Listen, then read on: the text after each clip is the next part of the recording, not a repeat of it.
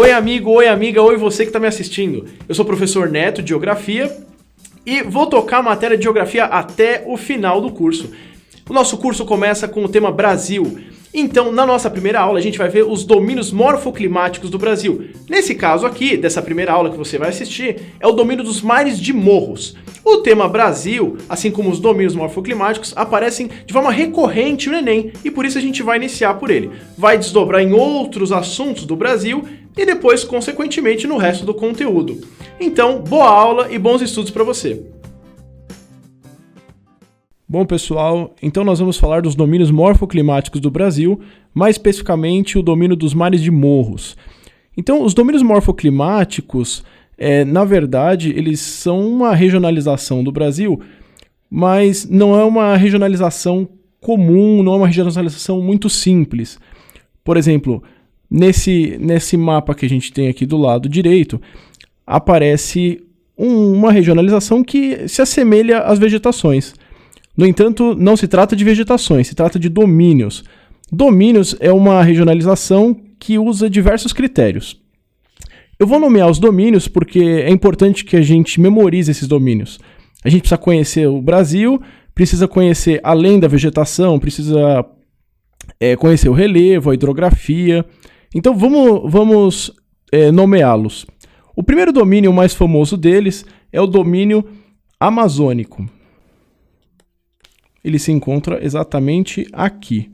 Lembrando que não se trata da floresta amazônica. A floresta amazônica ela abrange outros países.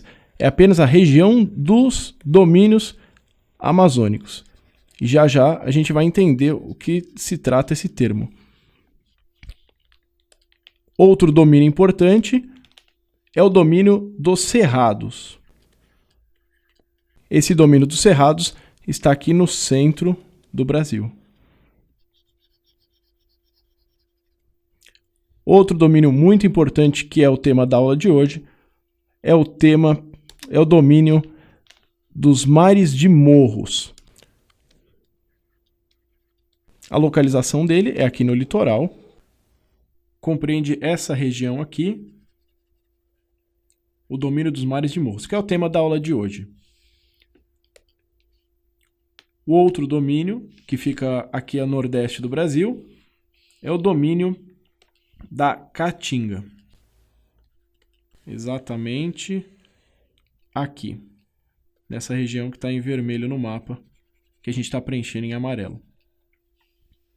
Para finalizar, dois domínios que pegam a região sul do Brasil. Não exatamente a região toda, mas eles estão contemplados na região sul. O domínio das Araucárias, sinalizado no mapa por essa manchinha verde, agora roxa. E para fechar, lá no fim, no sul do Brasil, temos o domínio das pradarias. Aqui em amarelo no mapa. Bom, esses são os domínios principais. Essa regionalização foi criada por um geógrafo muito famoso, conhecido, cujo nome é Aziz Nassib Absaber. Aqui a imagem do livro mais famoso dele, que trata do tema. Aqui um retrato do professor Aziz. Professor de Geografia, ele ficou muito famoso também por ser um ambientalista. E para você aprofundar no assunto, você pode pegar o livro dele que fala exatamente de uma forma bem mais completa dos domínios morfoclimáticos. Bom, essa regionalização que ele criou, como toda regionalização, utiliza critérios. Qualquer divisão que você faça, você precisa de uns critérios específicos. No caso do professor Aziz, para fazer a regionalização, ele utilizou um critério bem interessante para a geografia, que é o critério paisagístico. A paisagem desses domínios é muito semelhante. Como a paisagem é um campo visual, então os diferentes temas que vão aparecer nos domínios, você provavelmente vai relacionar com a vegetação. A vegetação lembra os domínios, porque se trata de um aspecto mais visual. No entanto, a gente tem que lembrar que hidrografia, relevo, solo, vegetação e o clima são os critérios adotados pelo professor Aziz Absaber. Vamos então começar pelo domínio dos mares de morros. A localização desse domínio, como a gente viu no primeiro mapa, é no litoral do Brasil, pegando desde o Rio Grande do Norte até o Rio Grande do Sul. Essa localização é conhecida por ser bem peculiar. Você pega latitudes baixas, ou seja, regiões próximas à linha do Equador, e também regiões mais afastadas da linha do Equador, o que é muito incomum, porque normalmente as vegetações elas ocorrem em faixas de latitude. Por exemplo, você tem o planeta e você tem faixas de latitude. Então, como as faixas de latitude do planeta tendem a ter temperaturas semelhantes, então as vegetações costumam acontecer em faixas latitudinais. No entanto, os mares de morros fogem a essa regra. Então, ele tem esse perfil que a gente chama de perfil longitudinal. Esse domínio dos mares de morro, cujo perfil é longitudinal, tem uma extensão bem significativa. A gente está falando de 1 milhão de quilômetros quadrados. Mas 1 milhão de quilômetros quadrados não significa nada se você não tiver noção dessa escala. Lembrando que o Brasil tem aproximadamente 8,5 milhões de quilômetros quadrados. Não é necessário decorar esses valores, mas eles são importantes para que você tenha noção de escala. As feições comuns desse domínio morfoclimático dos mares de morros são feições parecidas com essa imagem. Se você observar na imagem, você vai ver que existem umas formações arredondadas. Essas formações são conhecidas como formações de meia laranja ou formações mamelonares. E se você olhar para o infinito, você vê inúmeros morros. Por isso o nome mares de morros. Então, essa formação ela é destacada pelo relevo, muito facilmente notada pelo relevo, e também pela vegetação. No entanto, nessa imagem aqui, propositalmente, a vegetação está restrita aos vales. A vegetação aqui não aparece porque ela foi devastada. A gente está falando de um domínio que sofreu muita devastação, principalmente porque ele está no litoral. E não sei se você se lembra das aulas de história, mas no litoral foi onde aconteceu a ocupação dos portugueses na América. Até hoje, o litoral brasileiro de norte a sul, desde o nordeste ao sudeste, passando pelo sul, ela tem uma grande concentração populacional. Então, vamos explorar cada um desses itens que eu havia citado no começo. O primeiro deles é o relevo, como eu falei, é destaque. O relevo ele é classificado, o relevo dos mares de morros. Se você pegar a classificação principal do relevo do Brasil, que é feita por um geógrafo chamado Jurandir, a gente vai tratar mais adiante sobre isso. Jurandir Ross. Ele classifica o relevo do Brasil. Ao classificar o relevo, ele dá o nome para essa região dos domínios de mares de morros, quase toda ela. Ela recebe o nome de planaltos e serras do Atlântico Leste-Sudeste. Então, são planaltos. Aqui abaixo eu coloquei uma imagem que retrata uma serra famosa no estado de Santa Catarina. É a Serra do Rio do Rastro. A serra separa o Planalto. Não sei se você se lembra, mas o Planalto é aquela região que sofre erosão. A gente vai retomar esse conceito quando tratarmos de relevo. Então nós temos nas chuvas, também com o vento, os sedimentos descendo a serra. Então, o relevo dos mares de morros é basicamente a unidade do Jurandir Ross chamada Planaltos e Serras do Atlântico Leste-Sudeste. A vegetação do domínio dos mares de morros basicamente é a Mata Atlântica. Se você reparar essa imagem do interior da Mata Atlântica, que é uma floresta tropical, você vai perceber que é uma floresta bem densa. Então, a gente pode classificar ela como uma floresta densa. Inclusive, se você reparar, ela também tem dificuldade para acessar o topo, né? A luminosidade. Então, além dela ser densa, ela também tem as árvores fechadas. A gente usa o termo dossel fechado. Outra característica importante é o fato dessas árvores da Mata Atlântica, assim como qualquer floresta tropical, serem adaptadas ao clima chuvoso, adaptadas à umidade. A gente usa o termo hidrófila ou higrófila. Aqui no caso eu vou escrever hidrófila. São folhas que não caem durante as estações do ano. Talvez você ache estranho que as folhas caiam, depende da região do Brasil que você mora. Mas em outras partes do mundo, eles ficam impressionados com o fato das folhas não caírem nas estações secas, como o outono. A gente chama essa característica de perennifolia. Existem alguns exemplos de árvores dessa Mata Atlântica, ó, exatamente aqui no Brasil. A gente pode citar, por exemplo, a figueira, o cedro, os jacarandás. Mas tem uma bem interessante pra gente, que eu vou revelar uma imagem aqui que talvez você já tenha ouvido falar dela. O palmito jussara é uma espécie nativa da Mata Atlântica. E ela é bem interessante porque o palmito jussara ele está sofrendo um processo de extinção. A extinção de uma espécie, obviamente, ela vai se dar por motivos econômicos, principalmente econômicos. Aqui no caso de geografia, a gente vai estudar motivos econômicos. A geografia foca no estudo da relação do ser humano com a natureza. Então, se existe ser humano interferindo na natureza, nos interessa. Então, qual processo, qual atividade econômica seria suficiente para levar o palmito a ser extinto? Atividade aqui a gente tem pelo menos umas duas. Uma delas é a própria alimentação. O palmito é usado para alimentação. Muito valorizado também. Outra pode ser até na fabricação de vassouras.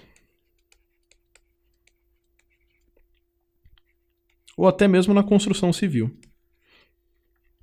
Então, em várias áreas de reserva, ainda que sejam áreas preservadas, temos um grande problema de invasão dessas áreas para a extração do palmito jussara. E mesmo sabendo que existe um grande desmatamento e uma grande extração do palmito que pode levar à sua extinção, é bom lembrar que existem unidades de conservação no país inteiro que tratam de tentar preservar as vegetações. Não só a vegetação dos mares de morro, como outras vegetações. No caso aqui nos interessa os mares de morro. Por isso que na imagem estamos destacando o Parque Estadual da Serra do Mar, que é a maior unidade de conservação que existe da Mata Atlântica. Criado em 1977, esse parque é a maior unidade de conservação. Ele busca manter essa vegetação contra todos os processos que levaram à sua destruição. Se a gente lembrar na história toda a ocupação do litoral, a gente precisa destacar desde a extração do pau-brasil até outras atividades econômicas como a pecuária ou o plantio de cana-de-açúcar. Depois o plantio de café, em Minas Gerais mesmo, que tem mares de morros. E nas próprias regiões de produção de café, no interior de São Paulo e na própria região metropolitana, a urbanização. As construções das cidades e a agropecuária que sustenta a própria urbanização. Esses são os principais motivos que a gente pode apontar para o desmatamento da Mata Atlântica. O clima da região de mares de morros, ele, na verdade, são dois tipos climáticos. A gente tem o principal deles aqui, é o tropical litorâneo, que pega os trechos ao litoral da vegetação e dos domínios, e o tropical de altitude, que é um pouco para o interior, ou em regiões mais elevadas, como o próprio nome diz. Eles são diferentes por quê? No tropical litorâneo, obviamente, que vai ter mais influência da umidade. Se tem mais influência da umidade, a tendência é que as variações da temperatura sejam menores. Quanto maior a umidade, menor a amplitude térmica. A amplitude térmica, se você não se lembra, a gente vai ver mais para frente, mas é a diferença entre a máxima e a mínima. Como quando você vê na televisão ou nos jornais falando sobre as máximas e as mínimas. Aquilo é a amplitude térmica. Já no tropical de altitude, a gente tem uma maior altitude, logo temos menores temperaturas. Outra diferença significativa é que, como o tropical litorâneo está próximo ao litoral e por isso tem mais umidade, ele vai ter médias de precipitação maiores, em torno de 2.000 milímetros de chuva por ano. Lembrando que esses valores você não precisa decorá-los. Saber 2.000 milímetros de chuva não significa que você precisa guardar esse número. Nas próprias cidades no tropical litorâneo existe uma variação. A gente usa o termo 2.000 ou aproxima para 1.500 no caso do tropical de altitude, simplesmente para que você tenha uma noção da escala, para que você não assinale uma alternativa, por exemplo, com 700 ou com 3.000 milímetros de chuva. Isso tudo é uma forma de você aproximar a sua resposta. Não existe uma regra do tropical litorâneo o quanto exatamente deve se chover. Então, nesse caso, 2.000 para o tropical litorâneo e no tropical de altitude, aproximadamente 1.500 milímetros anuais. A variação desses dois climas, em termos de temperatura, é muito parecida. A gente pode colocar os dois praticamente na mesma situação. A gente tem as temperaturas oscilando entre 19 graus Celsius e 28 graus Celsius. Vamos então observar uns gráficos que podem mostrar melhor como ocorre essa variação ao longo do ano. Aqui nós temos climogramas. Climogramas são os gráficos de temperatura e de precipitação, ou chuvas. Esses gráficos, eles devem ser interpretados principalmente com relação aos valores aqui no cantinho da direita, que normalmente aparecem os valores de temperatura em graus Celsius, e no cantinho da esquerda, que normalmente aparecem os valores de chuvas, precipitação, em milímetros. Então, nesse caso aqui, eu peguei um gráfico que se refere ao município de São Lourenço, em Minas Gerais. O município de São Lourenço, em Minas Gerais, está em altitude, então é um tropical de altitude. Agora, esse gráfico aqui, da forma como ele está escrito ou apresentado para a gente, não significa nada se não colocarmos escalas. Aqui, simplesmente, eu poderia indicar 50 milímetros de chuva, o que é muito pouco, mas como no gráfico ele passa da metade, você poderia pensar que é muita chuva. Mas não, a gente deve ficar atento exatamente com os números na esquerda e na direita. Na esquerda, então, para que a gente interprete melhor o gráfico, vamos colocar 325 milímetros de chuva, que é o valor aproximado do mês de janeiro, da quantidade de chuvas em janeiro. Normalmente, nesses climogramas ou gráficos de clima, vem indicando abaixo os meses do ano. Janeiro, fevereiro, março, abril e assim por diante. Então, nesse caso, em janeiro, temos chuvas aproximadamente em 325 milímetros. E isso vai decaindo ao longo do ano, chegando aqui em julho com pouquíssimas chuvas e voltando a chover em dezembro. O que é muito comum de se confundir ao analisar esses gráficos é confundir os valores de chuva com os valores de temperatura, que aqui no gráfico aparece na forma da linha. Vamos passar por cima, vamos contornar para que você entenda isso. Aqui eu tenho essa linha se referindo então à temperatura. Então, quando eu analisar a linha, eu vou analisar essa linha pensando nos valores que estão escritos na coluna da direita, que aqui no caso eu nem escrevi nenhum valor. Então não dá para a gente saber se essa variação é muito alta ou muito baixa. Se eu escrevesse 15 graus e aqui, por exemplo, 14 graus, eu teria uma variação, uma amplitude muito baixa. Porém, não é essa a escala do gráfico. Então, vamos colocar a escala correta do gráfico. A escala correta para esse gráfico, na temperatura máxima, é de aproximadamente 21 graus. E as suas temperaturas mínimas aqui, já que são mínimas, se refere ao inverno, chegam próximo aos 14 graus Celsius. Então, a gente tem um gráfico que mostra uma amplitude térmica de 7 graus. Essa amplitude térmica, obviamente, é uma média, já que a gente está tratando de climogramas. Gráficos de clima, ou climogramas, são médias. Não exatamente, a gente não pode afirmar que, por exemplo, em março chova 150 milímetros, já que esse valor aqui de março ele é uma média de chuvas para esse mês. Essa média é coletada durante vários anos, inclusive algumas décadas. Vamos agora para um segundo climograma, que não se refere a um climograma de clima tropical de altitude, mas sim de um clima tropical litorâneo. O município de Maceió, em Alagoas. Para a gente sair um pouco aqui da região sudeste e lembrar que no nordeste, no litoral, também temos domínios de mares de morros. O clima aqui, então, é o tropical litorâneo. Vamos colocar a escala desse gráfico. Então, ao lado esquerdo, vamos colocar em milímetros. Normalmente, é dessa forma que aparece. São raros os casos em que o climograma aparece invertido, com os milímetros na direita e com os graus Celsius na esquerda. E aqui na esquerda a gente coloca os graus Celsius. Nesse climograma, as chuvas parecem começar muito abaixo e depois aumentarem durante o período do inverno.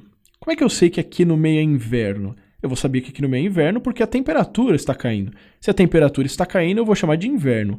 Qualquer climograma em que eu tiver uma curva de temperatura aumentando no meio do ano, eu posso considerar que é um climograma que tem o verão no meio do ano. Mas isso raramente vai acontecer no Brasil, porque para você ter o verão no meio do ano, você precisa estar no hemisfério norte. E no caso, o Brasil tem uma pequena parte no hemisfério norte. E não é tão norte assim, a ponto de conseguir destacar essa curva de amplitude, colocando o verão no meio do ano. Bom, as médias aqui, para precipitação, são também 325 no período de mais chuvas. Logo, em janeiro, temos chuvas abaixo dos 100 milímetros, que estaria aproximadamente aqui. No caso da temperatura, as máximas anuais atingem aproximadamente 31 graus Celsius. E as mínimas chegam próximas a 23 graus Celsius. Então, esse é um exemplo de climograma de clima tropical litorâneo. Bom, com relação aos solos, que também representam os domínios, nós temos mais dificuldades para poder analisar os solos. Então, basta que a gente conheça alguns termos que se referem aos solos. Não necessariamente a gente vai aprofundar sobre os solos, porque vai existir uma aula exatamente para isso. Então, é bom a gente conhecer alguns nomes de início. Por exemplo, no domínio de mares de morros, existe um tipo de solo conhecido como latossolos, muito famosos aqui no Brasil. Além desse tipo, temos o argissolo, também muito encontrado no domínio dos mares de morros. Esses solos, no geral, eles são ricos em matéria orgânica. E, obviamente, por se tratar de uma região que chove bastante e também uma região elevada, a gente tende a ter bastante erosão. Em relação à textura do solo, ou se as partículas são mais grossas ou mais finas, existe uma grande variação aqui. Elas podem ser mais grossas, em solos conhecidos como solos arenosos. Então, existem solos arenosos. Os tipos são solos arenosos e solos argilosos, que são de partículas mais finas. Esses são os principais tipos de solos que existem e por isso mesmo, por eles sofrerem erosão, a gente costuma ter bastante deslizamento de terra nessa região dos mares de morros. É bem comum ter deslizamento de terra, principalmente ali no estado do Rio de Janeiro e em São Paulo também. Para fechar, a gente vai analisar a hidrografia ou a composição dos rios dessa região conhecida como domínio dos mares de morros. Esse mapa aqui do lado não necessariamente corresponde ao domínio dos mares de morros. Eu simplesmente coloquei o mapa do estado de São Paulo para que a gente pudesse observar uma característica desse domínio. Uma característica importante desse domínio, na parte da hidrografia, é que aqui a gente tem, por exemplo, um rio, no caso do rio Tietê, que nasce aqui no domínio de mares de morros e vai se interiorizando. Ele corre para dentro do continente. Os rios que normalmente correm para dentro e não correm diretamente para o oceano têm um nome. Essa característica tem um nome, a gente chama ela de drenagem para dentro, mais especificamente como drenagem endorreica. Diferentemente, outros rios nascem e vão direto para o oceano. São rios aqui que saem do litoral, como aqueles canais que a gente pode observar no litoral paulista, ou alguns rios do litoral sul paulista, como o rio Itanhaém. Esses rios têm drenagem exorreica. Além disso, a gente tem outros rios nascendo aqui no domínio de mares de morros, mas aqui próximo, aqui ao norte de São Paulo, em Minas Gerais, na Serra, aqui ao norte de São Paulo, o rio que vai correr em direção ao norte, que lá no Nordeste tem uma importância fundamental, que é o Rio São Francisco. Então, só que nessa imagem eu consegui colocar um rio que corre em direção a uma bacia no interior do país, conhecida como Bacia do Paraná, a Bacia do São Francisco, que vai para o Nordeste, e pequenas bacias hidrográficas que vão para o litoral. Na aula de bacias hidrográficas, a gente vai poder entender melhor esse conceito. Mas de cara, você tem que perceber que os fluxos d'água correm em direções diferentes. Então, a hidrografia dos mares de morros é uma hidrografia que apresenta diversos rios, mas rios que vão em direções diferentes. Esses rios, por estarem em regiões de planalto, eles são rios que vão escavar o seu leito. E por isso mesmo eles vão criar um desnível e possibilitar o uso para usinas hidrelétricas, por exemplo. Quanto maior o desnível do rio, maior a capacidade que a gente tem de usar ele para gerar energia hidroelétrica. Por exemplo, na aula de física, você vai ver os conceitos de potenciais, energia potencial. Essa energia potencial, quanto maior a altura, o desnível, maior a energia potencial. Então, são rios com elevado potencial hidrelétrico. No entanto, rios com elevado potencial hidrelétrico normalmente são rios não tão bons para navegação.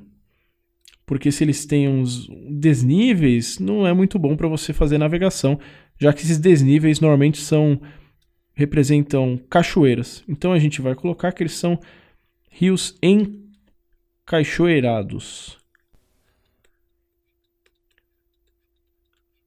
E aqui a gente encerra a apresentação da parte da hidrografia, que completa todos os aspectos dos domínios morfoclimáticos, no caso dos mares de morros. Bom, pessoal, então essa foi a aula do domínio de mares de morros. Não se esqueça que qualquer domínio que a gente for ver aqui não se trata apenas da vegetação, mas sim de outros elementos, como solo, relevo, hidrografia. Então, até a próxima aula e bons estudos. Um abraço!